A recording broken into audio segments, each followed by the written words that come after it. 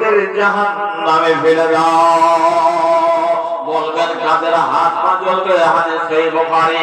রাসূলুল্লাহ সাল্লাল্লাহু আলাইহি ওয়াসাল্লাম বললেন, যারা মসজিদ ভালোবাসে, যারা মসজিদ নির্মাণ করে, মসজিদ তৈরি করে, আর মসজিদকে আবাদ করে, মসজিদ তো বানালে দম ভর মে, मस्जिद तो बना ले दम भर में, ईमान की हरारत वालों ने मन अपना पुराना पापी है, जिंदगी में नमाजी बन ना सका।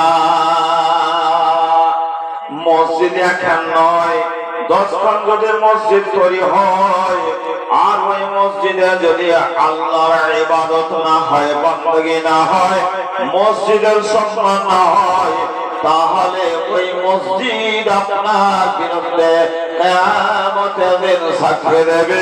মসজিদ তৈরি করার পর লোকেরা জান্নাতে যাবে। নবীজি বললেন, হাত পা জ্বলার মানে যারা 5 বার সুন্দর করে ওযু করেছে, আর ওযু করার পরে আল্লাহর ঘরে হাজিরি দিয়েছে, যে ওযুর অংশগুলো কিয়ামতের দিন জ্বলবে। নাম আছে আব্দুল্লাহ, আব্দুর রহমান, আব্দুস সাত্তার নাম আছে বটে। জীবনে মসজিদ চেনে না, জীবনে নামাজ জানে না, রোজা জানে না, এমন লোক আছে 40 বছর বয়স হয়ে গেল, এবার কোন হাত নিচে হবে আর কোন হাত উপরে হবে তাও বুঝে না। আমার গায়ে একটা বইরাতে এসে তো দুলহা নিয়েছে 2,30,000 টাকা দিয়াতে। জি, 14 গোষ্ঠী ধুম হয়ে গেছে। 2,30,000 টাকার জামাই জুমার দিন আমি ছিলাম খুতবাতে, তো নতুন জামার দিকে লক্ষ্য করে আজকে দেখি কেমন করে নামাজ পড়ছে। তোমার হাত বাঁধা দেখলাম, এই হাত থাকলো তলে আর এই হাত থাকলো উপরে। জি ঠিক হলো না বেঠে? ঠিক আছে। তো দেখলাম ডাইনা তলে আর বাঁ হাত উপরে। আমি খালি তাকিয়ে দেখছি, পাশে কোনো ইট নাই যে ওর মাথায় ঝাড়ি আর। জি, দিন ধর্ম বুঝে না, জীবনে মসজিদ চিনে না, কেমন করে নামাজ পড়তে হয় তাও জানে না। তো এরকম মুসলমান আছে, তো এই মুসলমান কিয়ামতের দিন হাত পা তাদের জ্বলবে না, অন্ধকার হয়ে থাকবে, নাম থাকবে বড়, কাজ কিছুই হবে না। ওরে নবীর প্রেমের পাগল যারা প্রেম খেলা খেলে, নবীর প্রেমের পাগল যারা প্রেম খেলা খেলে, নবীর প্রেমে ওয়াজ করুনি, নবীর প্রেমে ওয়াজ করুনি দন্তদা খেলে, নবীর প্রেমের পাগল যারা প্রেম খেলা খেলে, নবীর প্রেমের পাগল যারা প্রেম খেলা খেলে। আবু বকর পাগল ছিলেন, আবু বকর পাগল ছিলেন, নবীর প্রেমে জীবন দিলেন। ওরে আবু বকর পাগল ছিলেন, প্রেম করে আয়েশা দিলেন। আসর ময়দান পড়ে দিবেন প্রেমের বলে, হারে হাত বেজে পড়ে দিবেন প্রেমের বলে। নবীর প্রেমের পাগল যারা প্রেম খেলা খেলে, নবীর প্রেমের পাগল যারা প্রেম খেলা খেলে। হযরত হানজালা পাগল ছিলেন, আল্লাহ রাস্তায় জীবন দিলেন। হযরত হানজালা পাগল ছিলেন, আল্লাহ রাস্তায় জীবন দিলেন। ওরে গোসল করাইয়া গেল ফেরেশতা গাবে, হারে গোসল করাইয়া গেল ফেরেশতা গাবে।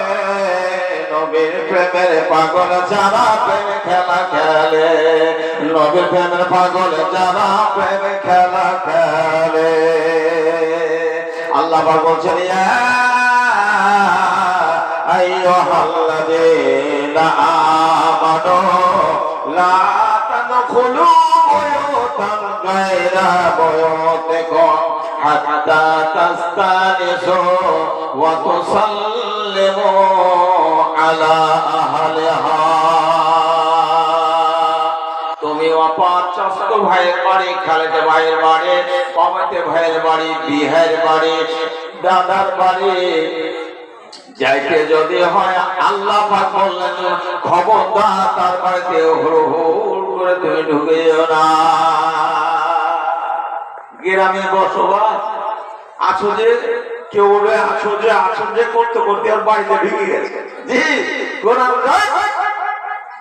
ভুল করলো তুমি, এটা শরীয়ত নয়, আল্লাহর রাসূলের নীতি নয়। আল্লাহ বলছেন যে আগে 3 বার তুমি ডাক দাও। কথা বুঝছেন না? বুঝছেন না? 3 বার ডাক দাও। 3 বার ডাক দেওয়ার পরে যদি কোনো লোক বাড়ি থেকে বের হয়ে আসে তাহলে তাকে প্রথমে সালাম দাও, আসসালামু আলাইকুম। নিয়ম শিখেন কোরআনে, আসসালামু আলাইকুম। তারপর আপনি বলুন তাকে আপনার সাথে আমার গল্প ছিল, আপনার বাড়ি যাব, এই পরিজনে আপনার কাছে টাকার জন্য এসেছি, বা আপনার ট্রাক্টর ভাড়া নিয়ে যাব, বা কিছু টাকা ধার দেব, মানুষের যেগুলো দরকারীয় জিনিস, তারপরে কথা বলবেন। যদি লোকটা আপনাকে বাড়ি নিয়ে যায় তাহলে যাবে, আর যদি অনুমতি না দেয় তো বাড়িতে ঢুকবেন না, ওখান থেকে ঘুরে চলে আসবে। এবারে বললেন যার বাড়ি গেলেন লোকটা পুরুষটা বাড়িতে নাই, বাড়িতে নাই, শুধু মেয়ে ছেলে আছে, বেটি ছেলে আছে। ও মায়েরা বোনেরা ভালো করে শুনেন, বাড়িতে মেয়ে ছেলে আছে, এটা ওয়াপার পুরুষ লোক। ডাক দিচ্ছে আব্দুল্লাহ আসেন ভাই। তো বাড়িতে একটা মেয়ে ছেলে আছে, তো ওর সঙ্গে কথা বলতে পারবে কি পাবে না শরীয়ত বলে। একটা পুরুষ লোক নাই, এই কথা বলবে, ওকে উত্তর দিবে না? দিবে না? জি উত্তর দেওয়া যাবে।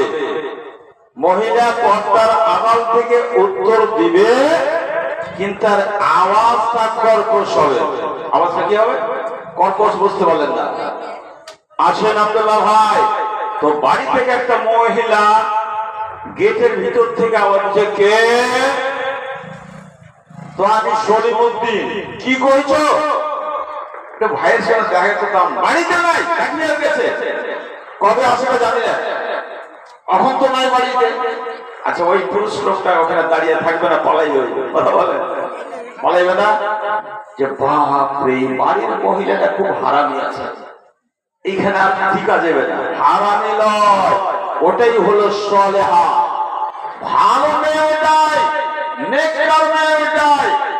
আর যদি নরম করে কথা বলে বেটি ছেলেটা, কে জি ভাই কোন দিককার চাঁদ উঠেছে, ওরে হাত দরদ রে, আইসো রে, সুবহানাল্লাহ, আইসো আইসো আইসো।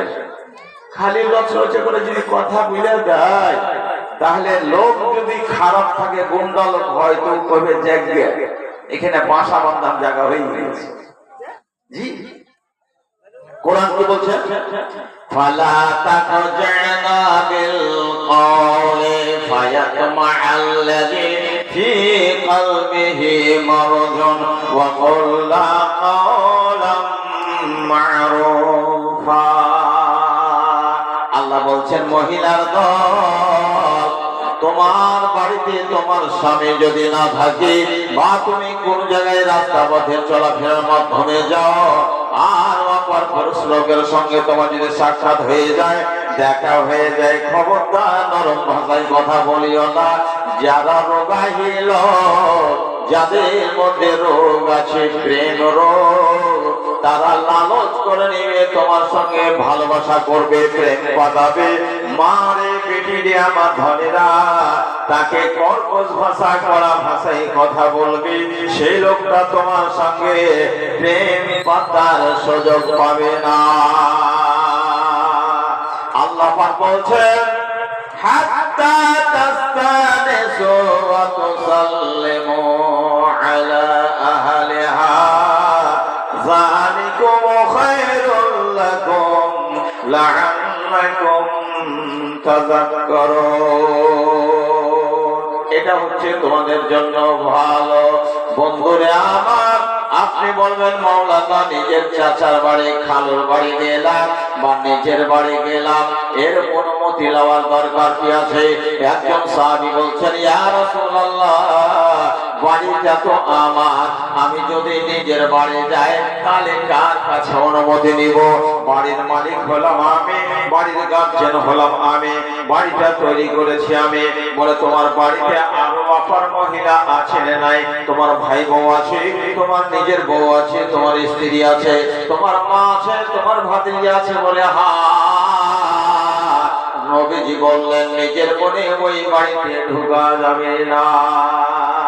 তোমার নিজেরই বাড়ি, ওই বাড়িতে তোমার যুবক মেয়ে আছে।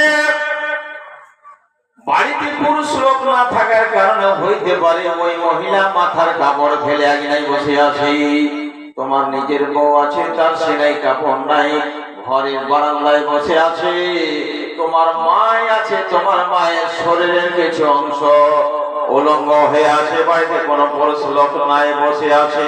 তুমি বলো এ অবস্থায় কি ওই সমস্ত মহিলারাকে দেখতে যা? বলে কখনো নয়, দেখা যায় তো নয়, আর আমি দেখতেও চাই না। নবীজি বললেন এই জন্য নিজের বাড়িও ঢুকতে হলে তোমাকে অনুমতি নিতে হবে।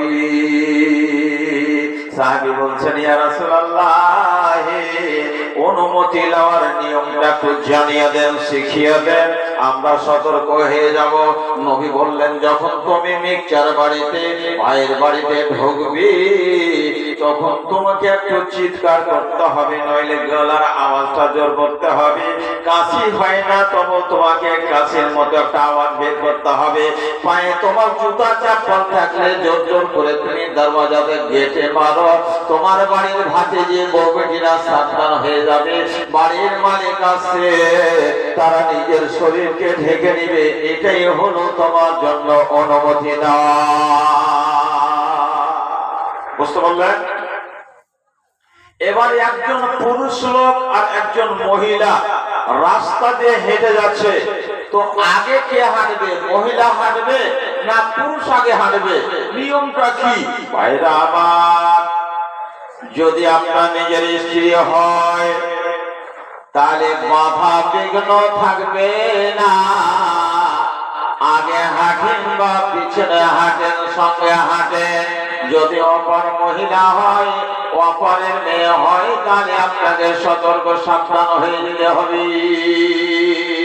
হযরতে মুসা নবী আলাইহিস সালাম ফেরাউনের ভয়ে নিজের দেশ ত্যাগ করে দিয়েছে, ছেড়ে দিয়েছেন। ফেরাউন মেরে শেষ করে দিবে। হযরতে মুসা নবী আলাইহিস সালাম ক্লান্ত হয়ে গেছেন, খোদার জ্বালায় আছেন, খোদার জ্বালা সহ্য হয় না। বন্ধুরা আমার, হযরতে মুসা নবী আলাইহিস সালাম বিরাট কোনো একটা ময়দান, ওই ময়দান দিয়ে চলে যাচ্ছেন। দেখতে পেলেন এক জায়গায় কিছু লোক আছে যারা ওট দুম্বা বকরি তারা পানি পান করাছে, আর পাশে দুইজন মহিলা, দুইজন যুবতী মেয়ে, তারা নিজের দুম্বাকে বকরিকে ওটকে লাঠি দিয়ে ঘিরে ঘিরে রাখছে। হযরতে মুসা আলাইহিস সালাম সহ্য করতে পারলেন না, যে জিজ্ঞাসা করলেন ও আমার ভাইরা, এই যে মহিলা, এই যে দুটো মেয়ে আছে, দুটো বেটি ছেলে আছে, এদের খাসি বকরিকে তুমি আগে পানি পান না করিয়ে তোমরা নিজের ওটকে পানি পান করাচ্ছ, এদের পান করিয়া দাও, এরা বিদায় হয়ে যাবে, তারপরে তুমি পানি পান করাবি। লোকগুলা জানে, সহ্য হলো না, বরদাস্ত হলো না। কে রে টেন টেন করে কথা বলছিস? তোর শক্তি যদি থাকে তো তুই ওদের খাসি বকরিকে পানি খাইয়ে দে, আমরা পারবো না। জি, রাগ হয়ে গেল মনে, পানি পান করাবে না। কেন করাবে না? ওয়াজাদা মিন দুনিহিম মুরাতানে তাজুদানে ক্বালা মা খাতাবুকুমা।